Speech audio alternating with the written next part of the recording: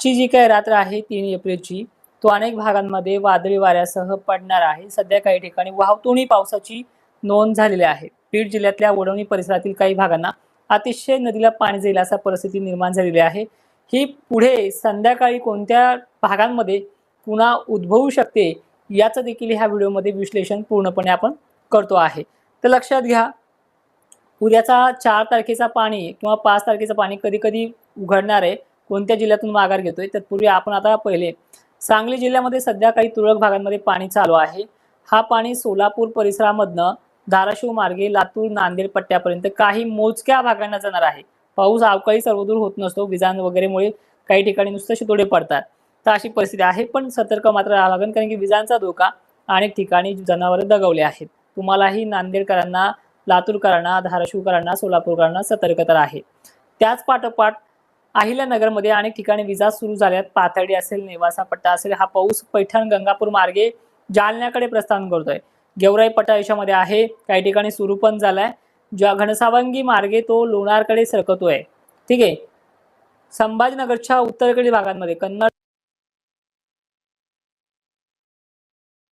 सुद्धा वातावरण सक्रिय आहे। म्हणजे देऊळगाराच्या पट्ट्यापासून खालचा भाग जो काही खामगाव पट्टा असेल, शेगाव पट्टा असेल, अकोला, पातूर, अमरावती पट्टा असेल, इथे काही ठिकाणी चालू आहे, आणखी काही ठिकाणी वाढणार देखील आहे। नागपूर जिल्ह्यात सुद्धा काही लेयर्स बनलेले आहेत, तिथे देखील पाणी असेल। हिंगोली आणि वाशिम जिल्ह्याच्या काही डिफरंट भागांमध्ये हा पाणी पडेल। दक्षिण उत्तर अशी त्याची दिशा आहे। सतर्कता राहावाच आजच्या दिवस। उद्यापासून जोर अनेक भागातला कमी होतोय। तर नाशिक क्षेत्राला आणि धुळ्याच्या काही भागांना आज तरी धोका नाहीये। त्याचबरोबर पुणे परिसरातला धोका उद्यापासून येत्या 24 तासांमधून कमी होणार आहे। सांगलीतला धोका उद्यापासून म्हणजे 4 तारखेपासून कमी होणार आहे। त्याचबरोबर बीड जिल्ह्यातलाही बऱ्यापैकी धोका कमी होणार आहे। पंढरपूर, धाराशिव पट्टा उद्यापासून म्हणजे 4 तारखेपासून कमी होणार आहे। नाशिक, मालेगाव मधला धोका काही प्रमाणात कमी होईल, कारणही सांगतो, व्हिडिओमध्ये शेवटपर्यंत पहा। पहिली गोष्ट, आपण हा उद्या म्हणजे 4 तारखेचा अंदाज पहिले देऊन टाकूयात। हे पहा, नाशिक दक्षिण भाग, अहिल्यानगर, छत्रपती संभाजीनगर, पुणे, कोल्हापूर, सांगली, पंढरपूर, सातारा, लातूर, बीड जिल्हा, त्याचबरोबर परभणी सुद्धा बहुतांश ठिकाणी पाऊस बऱ्यापैकी कमी होतोय। जालन्यातही अनेक ठिकाणी कमी होते। जर पडला स्थानिक वातावरणाचा तर कुठे कुठे पडू शकतो हे देखील पहिले पाहून घ्या। उद्या धुळे जिल्ह्याच्या साक्री किंवा नंदुरबार भागामध्ये मोजक्या ठिकाणी स्थानिक वातावरणाची लेयर्स तयार होणार आहेत, तिथे हा पाऊस ऍक्टिव्ह राहू शकतो। वाऱ्याची जोर पश्चिम पूर्व असल्यामुळे वातावरण हे टिकणार फारसं नाहीये। नागपूर जिल्ह्यात चंद्रपूर आणि यवतमाळ, नांदेड, लातूर परिसरामध्ये मोजक्या ठिकाणी पावसाची क्रेज पाहायला मिळते।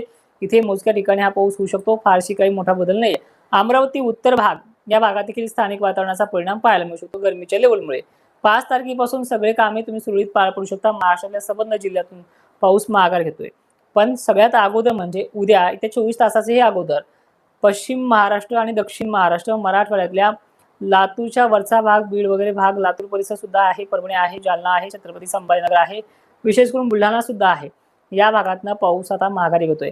आणि उत्तर भाग जो आहे खानदेशचा, इथे पावसाचे पर्सेंटेज खूप कमी पडतायत, खूप कमी होत आहेत। ठीक आहे, 1-2% येते, म्हणजे त्या तुलनेमध्ये खूप पाऊस नाही म्हणलं तरी चालतंय। एवढा जोर उद्यापासून महाराष्ट्राचा कमी होतोय। त्यात अकोल्याचाही बऱ्यापैकी समावेश आहे। पण थोडी गरमीची लेवल काही भागांना आहे, जसे की भंडारा असेल, नागपूर असेल, चंद्रपूर असेल, या भागातही 90% भागातनं पाऊस निघतोय। 10-5% भागामध्ये पाऊस होऊ शकतो आणि 5 तारखेपासून संबंध महाराष्ट्रातनं पाऊस निघू शकतोय। आता महत्त्वाचा पॉईंट असा आहे की आज रात्री ज्या भागातनं पाऊस येणार आहे, ज्या भागाकडे जाणार आहे, तो म्हणजे अहिल्यानगर, पुण्याचा पूर्वेकडील श्रीगोंदे पट्टे, करमाळा, जामखेड हे जे काही भाग आहेत, बीड जिल्हा, परत एकदा उत्तर भाग आणि पश्चिम भाग आहे। मी भाग सांगतोय, दिशा सांगतो, त्याकडे फोकस करा। उत्तर भागातल्याला सांगितलं, दक्षिण भागातल्याला विनाकारण चुकीची कमेंट करतोय खालून, त्याला दिशाच कळत नाहीये। त्याने सांगितले कुणीकडे, आपण राहतोय कुणीकडे। ठीक आहे। लातूर, परभणी भागामध्ये काही ठिकाणी चालू झालाय। केज मार्गे निघालेला पाऊस हा परळी वैजनाथला घेणार आहे। माजलगाव पट्ट्यात मगाशी झाले, आताही रात्री काही ठिकाणी होणार आहे। बाकी जालना आहे अनेक ठिकाणी, विदर्भ बऱ्याच ठिकाणी आहे, जाफराबाद, भोकरदनचाही समावेश सांगितलेला आहे। त्यानंतर जिथे जिथे गरमीची लेवल जास्त आहे तिथे हा पाऊस ऍक्टिव्ह होऊ शकतो। अशा प्रकारे हा पावसाचा अंदाज आहे। तर रात्री नेमकं जाईल कुठे हे देखील आपण फोकस करूयात।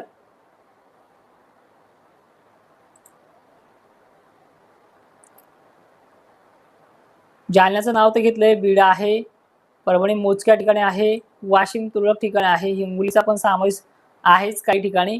लोणार वगैरे परिसर आहे, खामगाव आहे, देऊळगाव राजा सुद्धा आहे दक्षिण भागाकडे.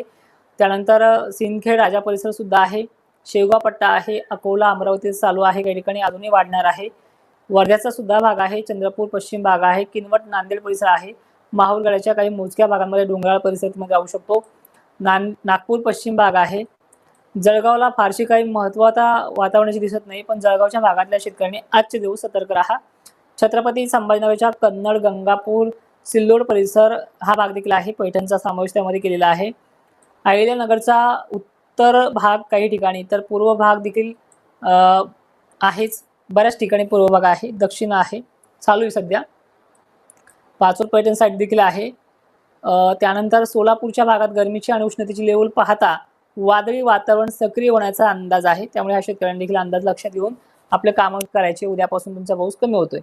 त्याचबरोबर सांगली चालू आहे. फोन मध्ये मध्ये करू नका, फोन हँग व्हायला. तर लातूर वगैरे परिसरात देखील हा पाऊस आहे. सरळ सरळ सांगायचं म्हटलं तर 30च्याही आतमध्ये 20-25% व्याप्ती करून मराठवाडा, उत्तर महाराष्ट्र म्हणजे विदर्भाचा भाग, अशा भागांना पाणी आहे.